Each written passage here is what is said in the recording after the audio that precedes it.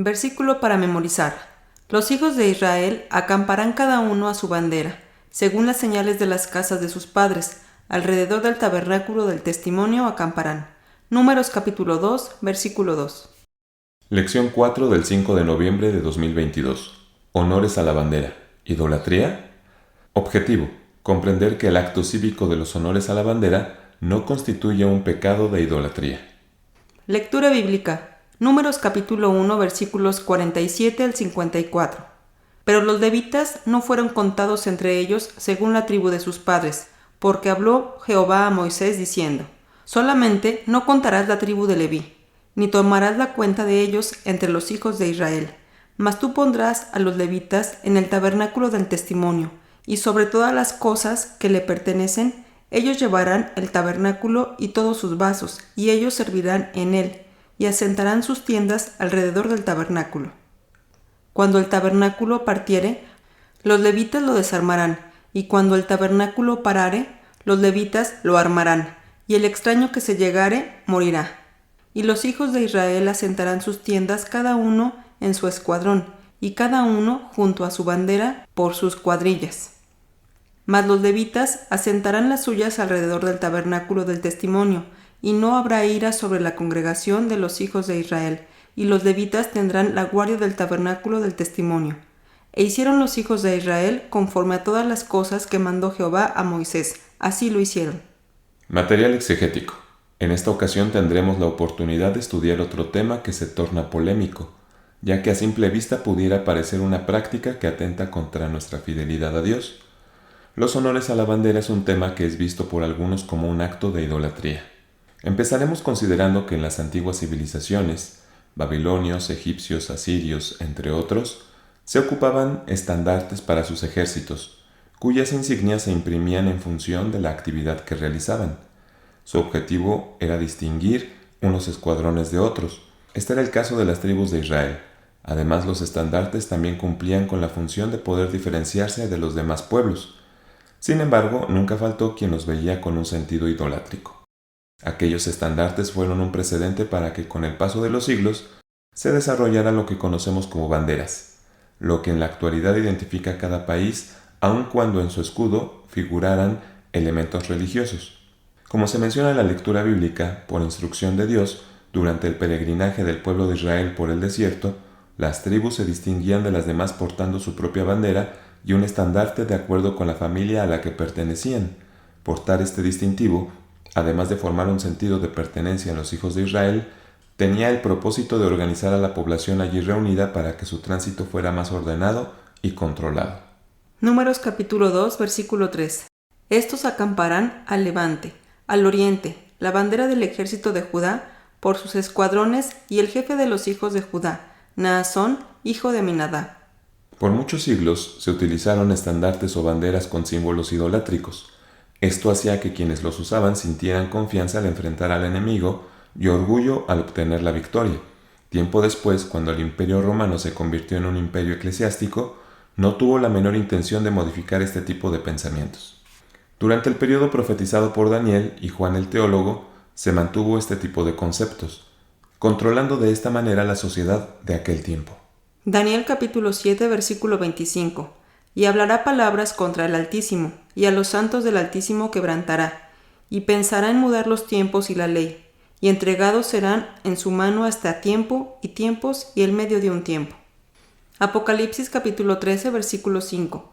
Y le fue dada boca que hablaba grandes cosas y blasfemias, y le fue dada potencia de obrar 42 meses. A finales del siglo XVIII, con el inicio de la Revolución Francesa y la caída del poder papal, hubo muchos cambios. En varios países de Europa se dieron movimientos que buscaban independencia, libertad y soberanía. Muchos de estos lograron establecerse como estados con gobiernos separados de la influencia de la Iglesia Católica.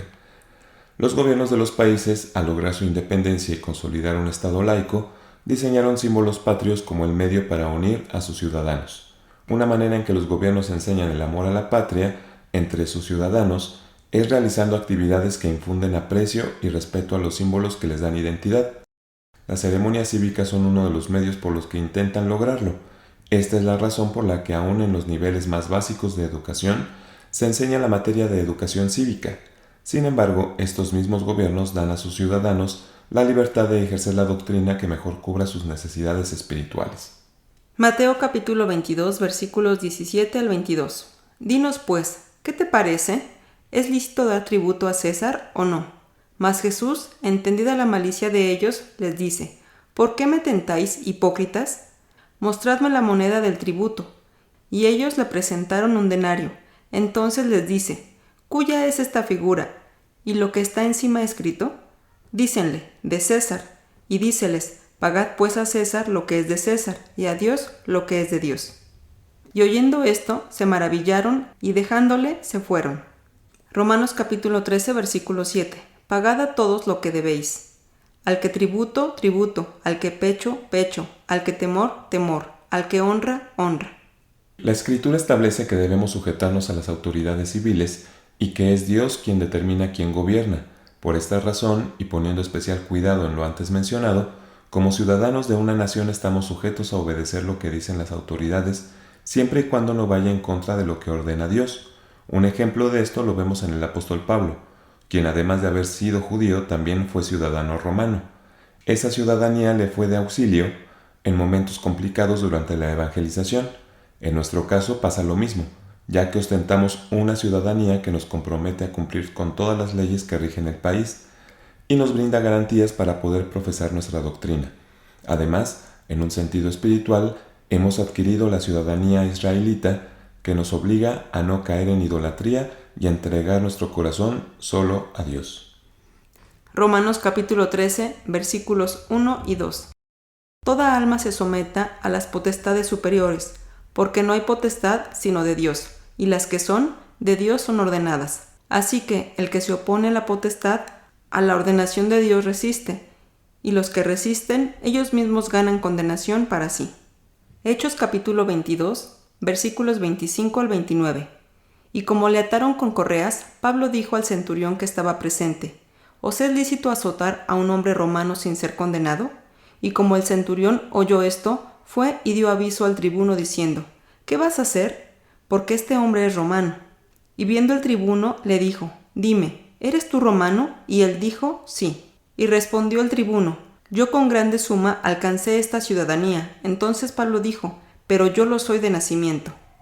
Así que luego se apartaron de él los que le habían de atormentar, y aún el tribuno también tuvo temor, entendiendo que era romano, por haberle atado. Efesios capítulo 2, versículos 11 y 12. Por tanto, acordaos que en otro tiempo, vosotros los gentiles en la carne, que erais llamados incircuncisos por la que se llama circuncisión, hecha con mano en la carne, que en aquel tiempo estabais sin Cristo, alejados de la república de Israel y extranjeros a los pactos de la promesa, sin esperanza y sin Dios en el mundo. Por lo anterior podemos ver que no existe ningún tinte idolátrico en la práctica de ceremonias cívicas que se llevan a cabo en la mayoría de las naciones, aunque hay excepciones, entendiendo que la idolatría se define como la adoración a cosas o personas que se colocan en lugar de Dios. Es evidente que en la ceremonia de honores a la bandera no aplica ninguna de las dos cosas, ya que la bandera no es un ídolo y la ceremonia tampoco es un acto de adoración. Esta es una práctica cívica que tiene la intención de encauzar a la unidad a las personas que pertenecen a una misma nación. Por lo tanto, podemos decir que donde quiera que se encuentre la Iglesia de Dios israelita, podrá participar de esos actos cívicos, poniendo cuidado de que por ningún motivo lleguemos a caer en pensamientos que atribuyan poder o influencia divina a esos símbolos, ya que, de hacerlo así, estaríamos incurriendo en un gran pecado.